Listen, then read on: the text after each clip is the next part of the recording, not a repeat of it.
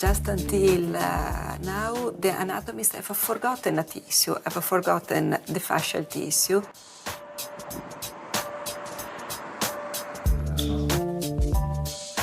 There's a whole system out there that we haven't explored as a system.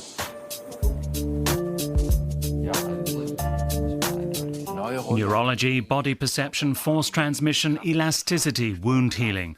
There is scarcely a field in which fascia does not play a major role, and seen from today's perspective, an often surprising role.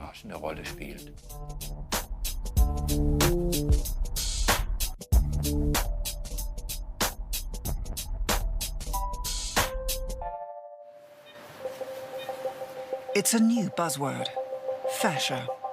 But what exactly is it? Found throughout the body, directly under the skin and deeper, it's a hidden whitish-coloured fibrous band of connective tissue. It accounts for roughly 20% of our body weight. Like cling film, fasciae envelop our muscles, tendons and organs and provide a link to our bones. For centuries, the physiological importance of the fascia was overlooked or underestimated. But now it's considered to be key to our health. Is it the answer to relieving one of the most common of all medical problems, back pain? Our search for answers takes us across the globe. In Maine, in the northeast of the United States, Thomas Myers trains physiotherapists. He's written a pioneering book on fascia, Anatomy Trains. Myers has long believed that the fascia is interconnected throughout the human body.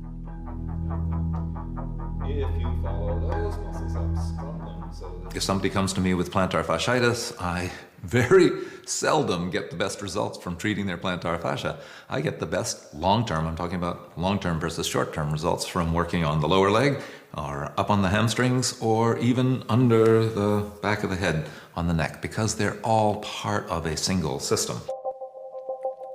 Myers is convinced that the body's fascial tissue is interconnected in countless lines, extending from the head to the foot, from one hand right across the shoulders to the other hand, even spiraling through the entire torso. He believes that when we have pain in one place, the cause can often be found in a totally different area.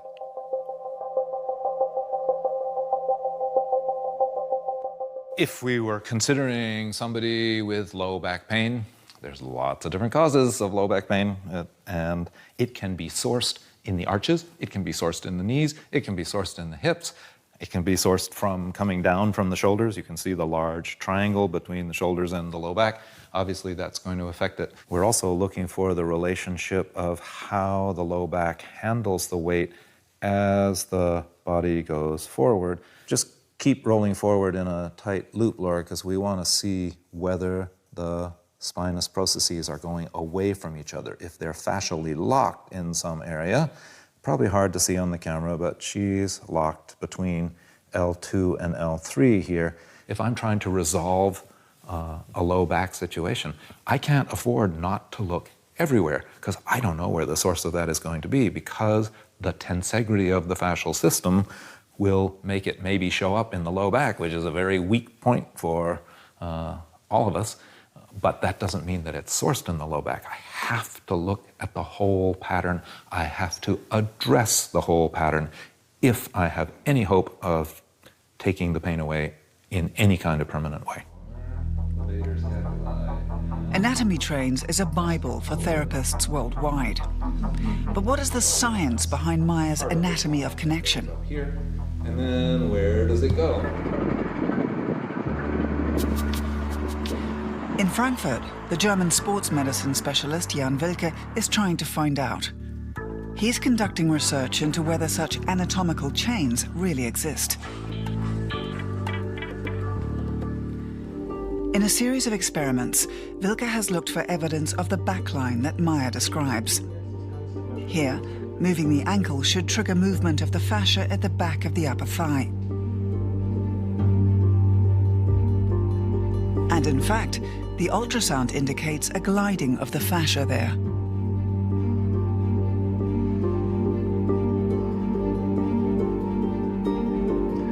Zumindest unsere ersten At least in the initial findings of our pilot-type results, it appears that when I move something down there, if I stretch the lower thigh muscles, then it seems I can detect a strain transfer to the area of muscles at the back of the upper thigh. The second experiment is more revealing, proving the fascial connection between the cervical spine and the leg, separated by the entire length of the back. First, Wilke tests the cervical spine's mobility. Then the subject stretches his leg. Wilke wants to know what effects the stretching has on the cervical spine.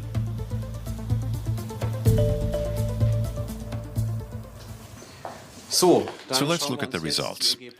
We see here the mean value of the 5 repetitions that we just undertook. 108 degrees is the total mobility value averaged through the 5 repetitions, 4 degrees more than the previous test. So mobility is improved following the stretching of the leg muscles. We've seen an improved ability to bend and stretch the head in the area of the cervical spine. And that again seems to indicate a mechanical force transmission across the muscle fascia connections. In this case, from the legs to up here to the cervical spine. Even if researchers haven't pinpointed all muscle fascia lines, working with a fascia roll on the upper thigh certainly affects more distant body parts, such as the neck. Wilke suspects that force is transmitted not only vertically, but horizontally as well. How is this relevant to practice? Because ultimately, the goal of research is to make it application-oriented, to see if it provides an alternative for physicians or physical therapists or patients at home. So do patients really need to work on the cervical spine to relieve neck tension? Or can they, if they don't want to do that, maybe also work on the torso or the legs and achieve relief through a force transmission effect? Jean-Claude Gamberteau was the first to render the fascinating full-body network of fascia visible to the naked eye. In his long professional life, the hand surgeon from Bordeaux in France has performed countless operations. In surgery, you see every day how the layers of connective tissue slide to and fro. But how does this connective tissue function? It's a question that so far no one has answered. I wanted to know how it functions so that I could reconstruct tendons better, because tendons too are connective tissue. At the Institute of Hand and Foot Surgery in Bordeaux, Gamberteau makes the world of the fascia visible with a special camera. He films the tissue inside the living body. His pictures have changed the way medical specialists view the fascia. You see, those are the organizing fibers. It seems totally chaotic, but it isn't. It's what makes life possible in the first place. A perfectly efficient system. The more we research it, the more we understand the fascia and its structure. And this will open the door to new therapies. The Italian city of Padua boasts one of the oldest universities in Europe. It was here that Galileo Galilei proclaimed that the sun and planets do not revolve around the Earth. And it was here in 1678 that the first woman in the world received her PhD degree. Today, the university's revolutionary tradition lives on in anatomy professor Carla Stecco. She's following in the footsteps of her predecessors, who here in the old anatomy theatre defied a church ban on human dissection. She's also continued the work of her father, conducting pioneering research into the fascia's purpose and function. My father was among the first to be interested in fascia and how to manage fascia. At home, he was always talking about fascia. To begin with, I wasn't really convinced about the role that fascia plays. So I started getting interested in anatomy and wanted to uncover it in my dissections to understand how this tissue works. Per visualizzare e capire effettivamente com'è questo tessuto. Before starting today's dissection in the anatomy theatre at her faculty, Carla Stecco is explaining to her students what fascial tissue is, with the help of a grapefruit.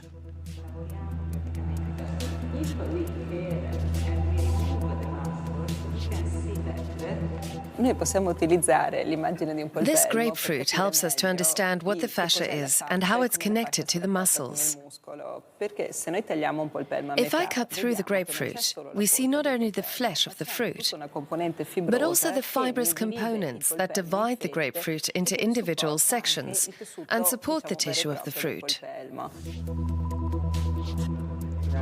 In the course of the dissection of a human corpse, Stecco shows her students how the fascia is found throughout the body.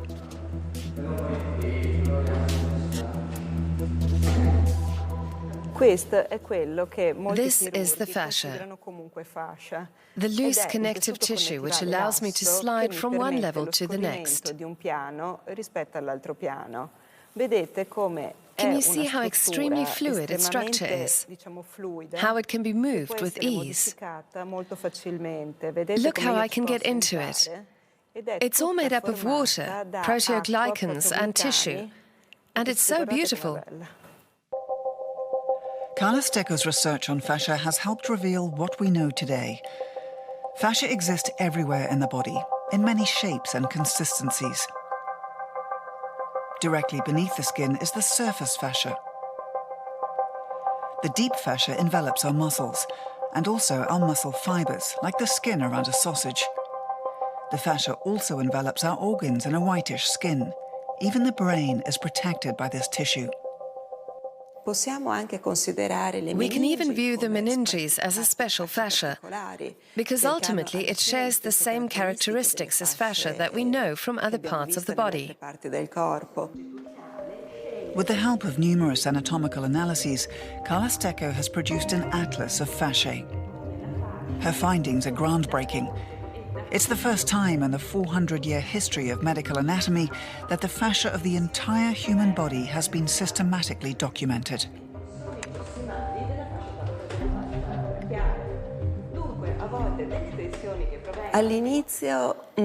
At first, I didn't understand anything.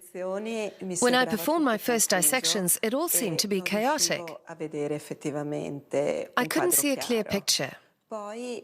But then, very slowly, I understood how I could identify the fascia. Now it is fairly clear what the fascia is, and that is what I wanted to show with my atlas. She's now examining the thoracolumbar fascia, which surrounds the muscles of the back. In this region around the lower back, there's a particularly critical zone. There's a reason 80% of people suffer back pain. The large back fascia.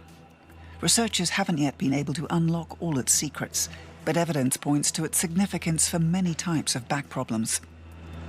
We have now isolated the thoracolumbar fascia, the most important deep fascia in the human body. It is now being studied by so many researchers because it appears to be the cause of unspecified back pain. The fascia of the back are among the most important fascia in the body. But how can fascia cause pain? Why do these layers of tissue in particular cause so much trouble? Robert Schleip is one of Germany's best-known researchers on fascia. Ever since he discovered how fascia is connected within the human body and how important movement is for our connective tissue, he's exercised every day with a skipping rope. Schleip is a trained psychologist and physiotherapist who, like many involved in fascia research, came to the field seeking answers to problems he saw daily in his practice. To discover what he was feeling with his hands, he took a sabbatical and devoted his energies to scientific study. He did his postdoctoral thesis on fascial tissue at Ulm University's Institute of Applied Physiology. His findings have won awards. It's a bit like a fairy tale, because the fascia really was a kind of Cinderella.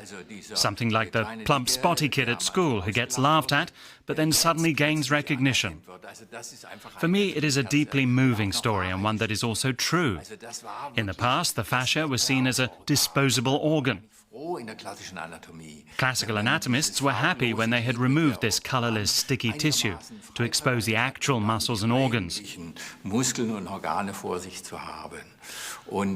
in recent years, this structureless organ has attracted so much attention. And that, to me, is a really exciting development.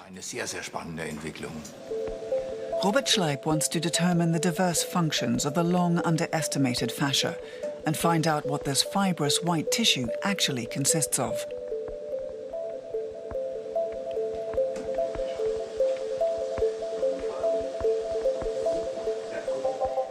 The fascia is comprised of fibroblasts and a surrounding structure known as a matrix.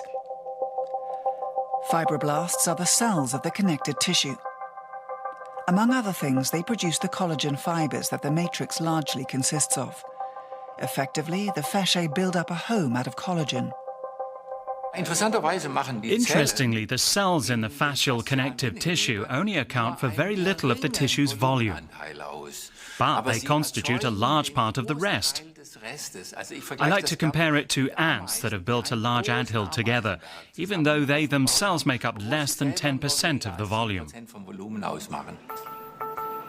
Together with anesthesiologist Werner Klingler, Schleip is on a quest to understand fibroblasts, the jack-of-all-trades in connective tissue. Thanks to the collagen, the fibroblasts have a healing effect. If we cut ourselves, they close the wound. But too much collagen can also be harmful. Schleip and Klingler have studied how the tissue in an arm changes when it's put in a cast after an injury. Their study confirms that exercise is extremely important for the fascial tissue. After 3 weeks in a cast with no movement, the tissue in the arm has begun to overgrow. Picture A on the left shows healthy, undamaged tissue before the arm was put in plaster. Picture B was taken 3 weeks later. The change in the tissue is unmistakable. It has become matted, the structure thicker and chaotic. The data we've obtained show quite clearly that a lack of exercise results in overproliferation of the connective tissue structures, and thus in a loss of function. This is the decisive discovery. It means that exercise is essential for maintaining our fascia. Too little exercise and bad posture can cause fascia to become so rigid it can even compress nerves and muscles. Exercise, we are told, is a key to good health. Movement is also vital to maintain healthy fascia, which needs regular stimulation. Otherwise, it agglutinates or becomes stiff. People with desk jobs who do not do sports to compensate are likely to have fascial tissue that has become stuck together. What is more, office workers often suffer from back pain.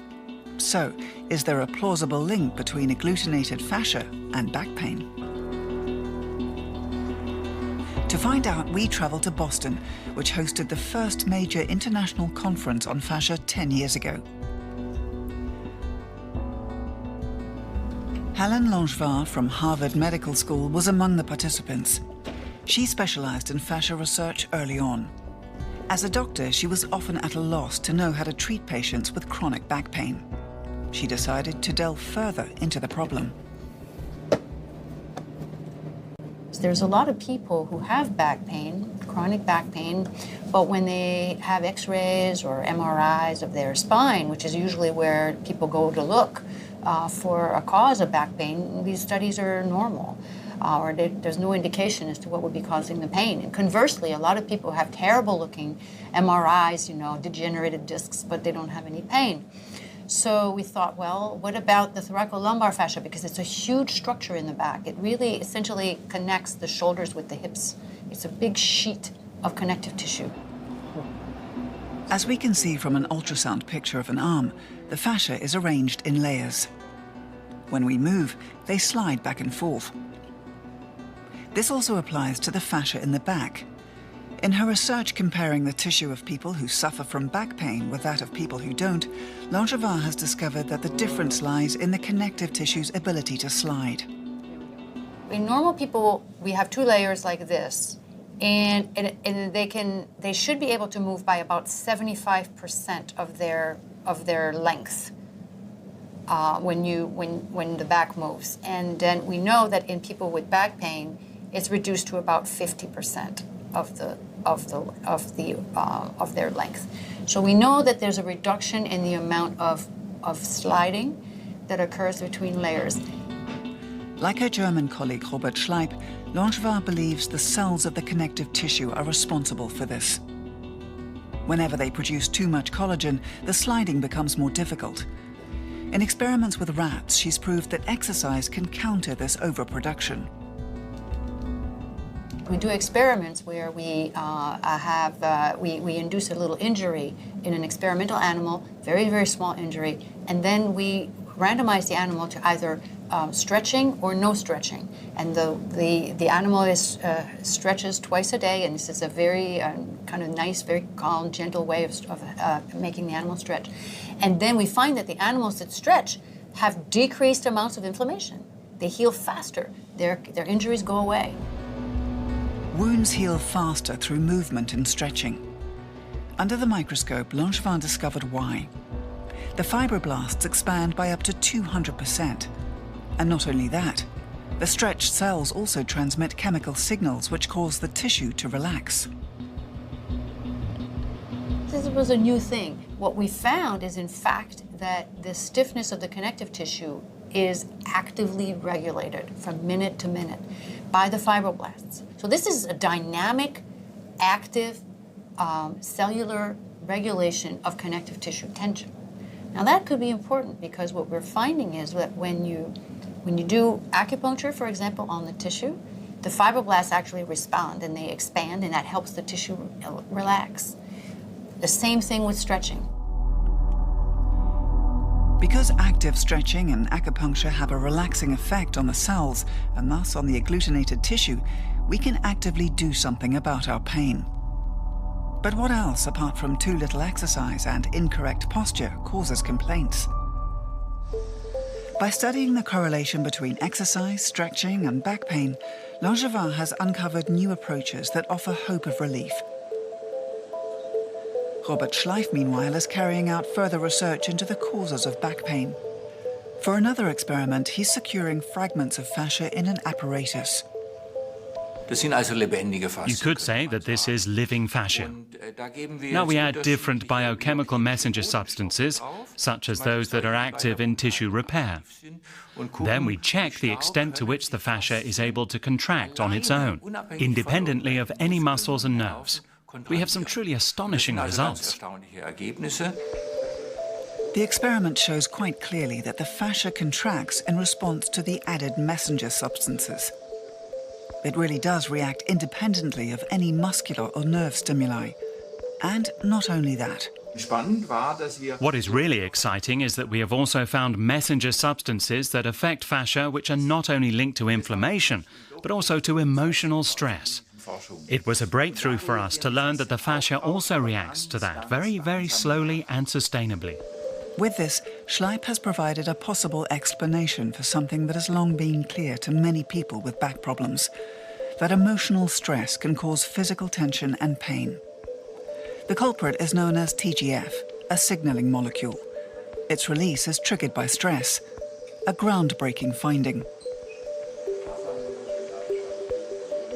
If I'm tensed up for weeks, even in my sleep, it is not mainly the red muscle fibers that are tense. They relax fairly quickly. It is the white fascia tissue, such as the sheath around the muscle. As manual therapists, we can feel that it is not the contents of the sausage, if we see the muscle as a sausage, but its skin, the surrounding membrane, that is hard. That's the mechanism we're now investigating. In Maine, Thomas Myers offers training for physiotherapists, massage therapists, and yoga teachers from all over the world. His goal is to boost their awareness of the fascial network in their own body and share his years of experience.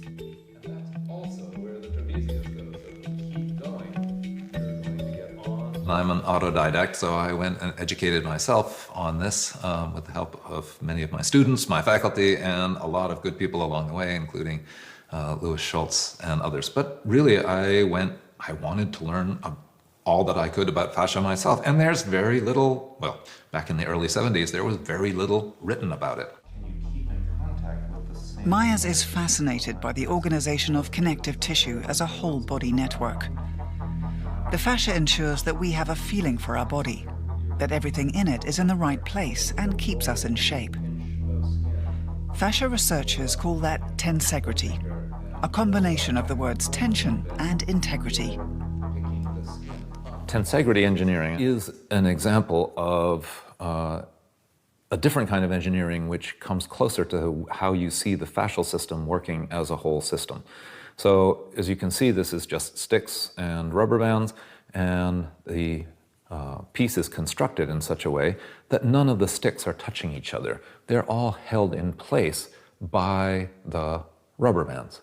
Now, if you take a skeleton, a standard classroom skeleton, the bones are wired together and you make the presumption, oh, there's a skeletal frame inside me, and the individual muscles move that around like you know, the wires on a crane move a crane around. It's not true. Your bones are floating inside your connective tissue. If I could go boom and disappear all the soft tissue on your body, your bones would clatter to the floor. This is a superb countermodel to our classic concept of the spine, to the model with the skeleton as a supporting structure, with the spine as a tent pole carrying the tent, which is softer. Until recently, that was how we imagined the spine. And here you see a nice tensegrity countermodel. These are the vertebrae. But they don't rest on each other and press down on each other. No, they are hanging. As long as the fascial elements, the rubber bands, have good elastic pretension. Then a vertebra may be worn down, but you can still stand straight, like a salsa queen in Cuba. So the spine alone is not necessarily the cause of chronic back pain. Incorrect posture, lack of exercise, and stress are also contributing factors. If our tissue is to remain healthy, we have to keep exercising. But there's another crucial component: water. Our elastic connective tissue stores a huge amount of water, and that may be the greatest secret of the fascia. Depending on our age, the connective tissue can consist of up to 70% of water. The cells of the connective tissue, the fibroblasts, are important for binding water. In Padua, anatomy professor Carla Stecco has identified various functions of the fibroblasts. Here we can recognize two cells. Both are fibroblasts, but they have totally different functions. This cell probably produces collagen.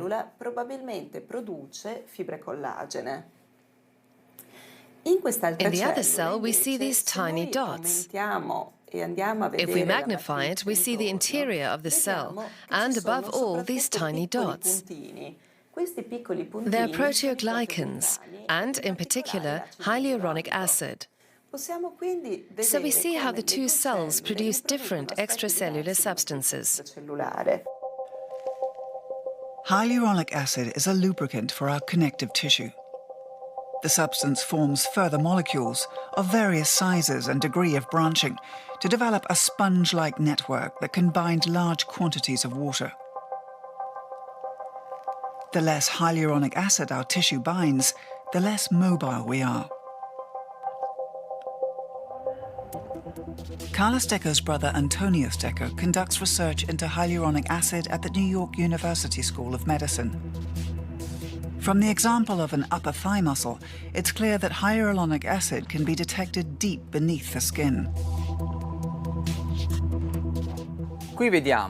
Here we see the dermis.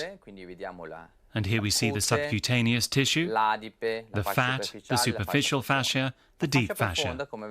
And in the deep fascia there are, as you see, different layers of connective tissue. Between each layer we find hyaluronic acid. And in this region here we have more black space, which means there is more hyaluronic acid present. Amid insufficient moisture, the tissue becomes rough and brittle like terry cloth. Hyaluronic acid provides a lubricant for the fascia to glide over neighboring muscle.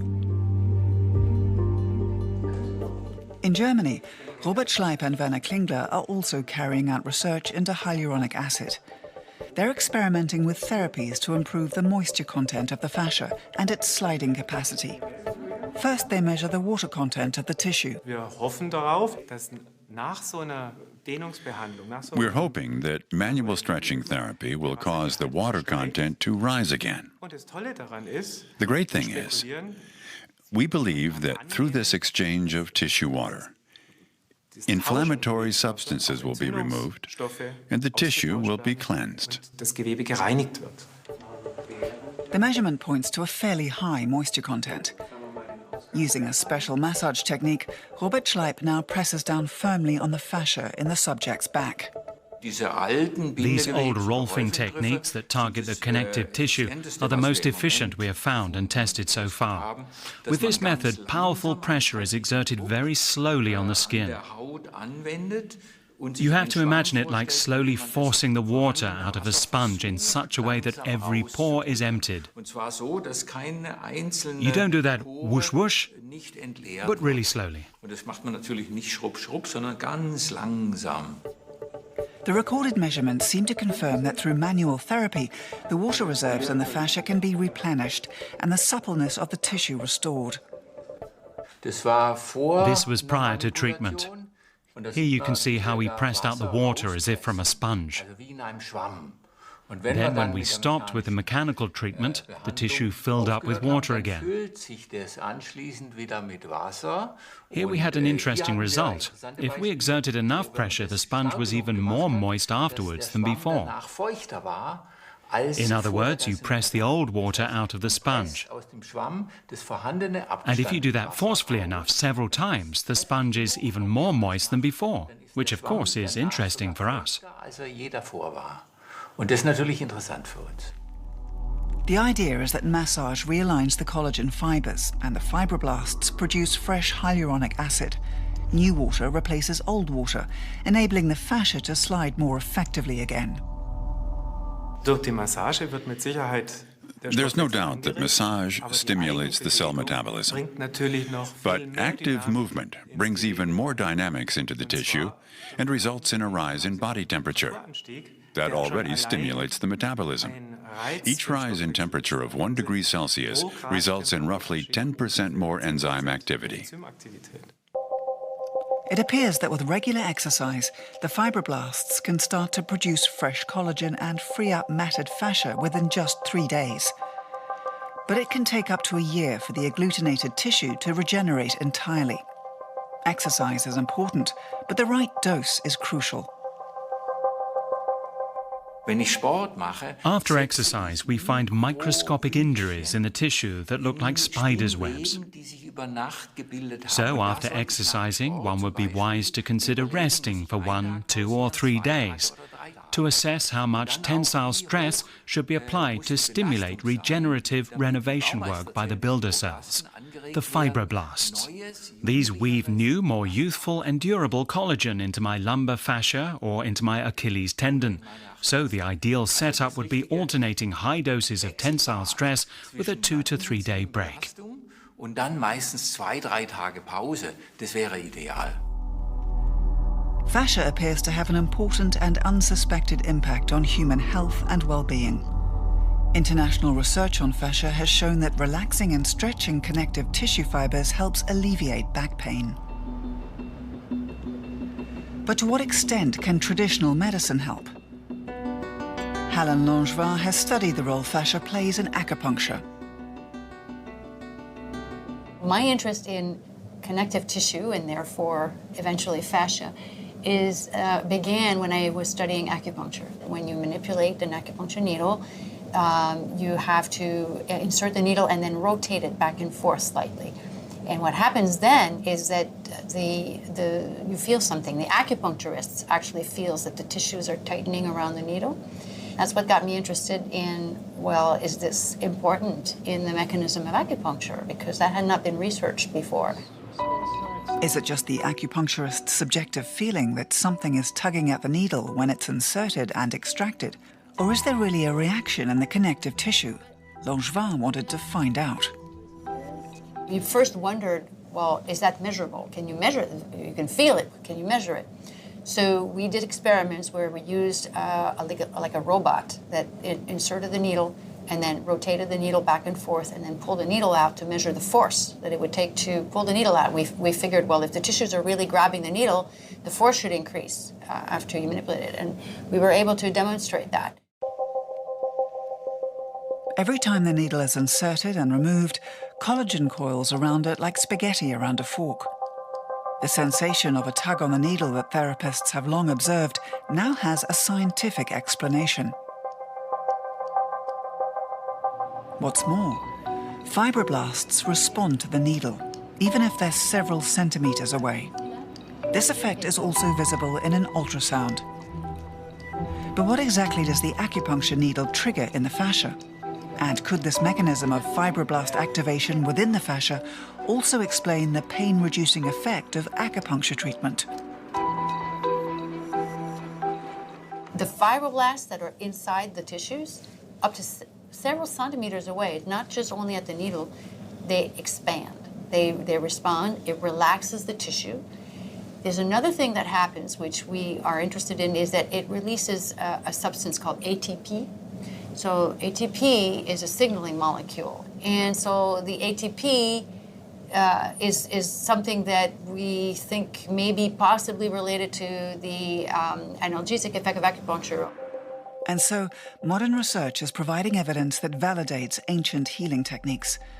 Until recently, the intervertebral discs were viewed as the primary and most frequent source of back pain. But now there is an increasing focus on fasciae as the trigger for chronic complaints. Analgesic researchers are also interested in the potential that fascial tissue offers for new therapeutic applications. German researcher Siegfried Menzer from the medical faculty Mannheim was one of the first to recognize the medical importance of fascia. He began exploring the extent to which fascia itself is pain sensitive. For that to be the case, it would need to contain encapsulated nerve endings. We've conducted experiments in which we tried to determine whether there are any nerve fibers and individual nerve endings in the large fascia of the back. And what we have here is a relatively dense network of nerve fibers. These point-shaped structures are nerve endings in which Menzer detected the substance P. P stands for pain. The small visible dots are pain receptors. But how can we know if the pain originates in the fascia rather than in the muscle? After all, fascia and muscles are virtually inseparable. Menzer uses a pair of delicate watchmaker's tweezers to irritate the fascia and measures the subject's pain sensitivity. Then the muscle is irritated, and sensitivity is measured again. The results are compared. Is it the fascia or the muscle?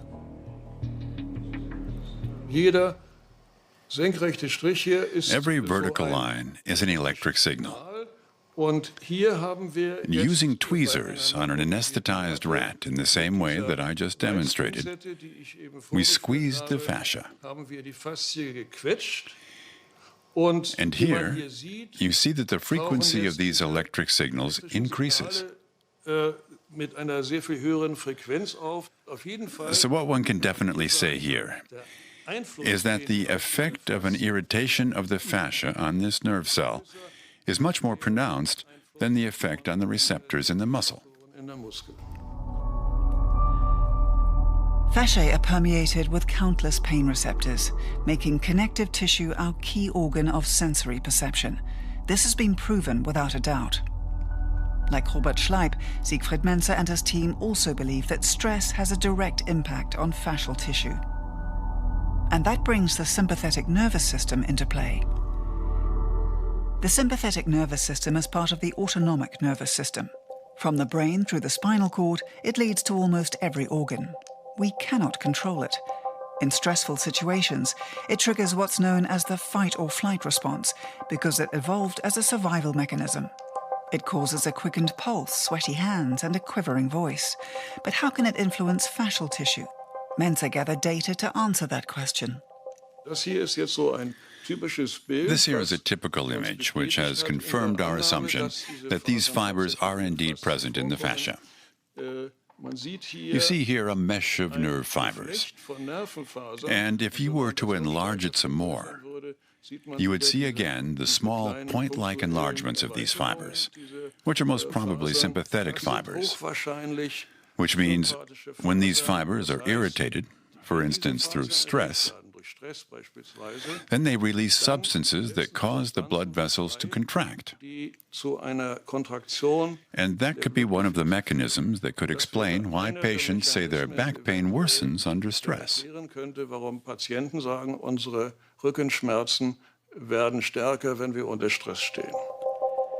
International research on fascia has made huge strides in recent years.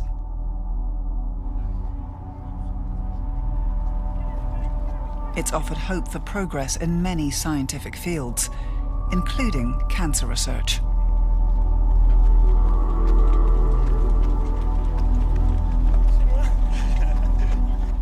If we find that stretching can improve fibrosis and inflammation, it's natural to wonder whether it might reduce the growth of cancer and secondarily to that. And that's an area that we're looking at. I'd never have expected the field of oncology to suddenly be at the forefront of areas interested in fascia research, and it's yielded an important contribution. So I wouldn't like to predict what the future will look like. I think this is a field that still has many surprises up its sleeve. The findings of fascia research have shown that this body-spanning network of connective tissue, disregarded for so long, may be the place where inexplicable disorders and pain originate. And because of that, the place where healing can begin.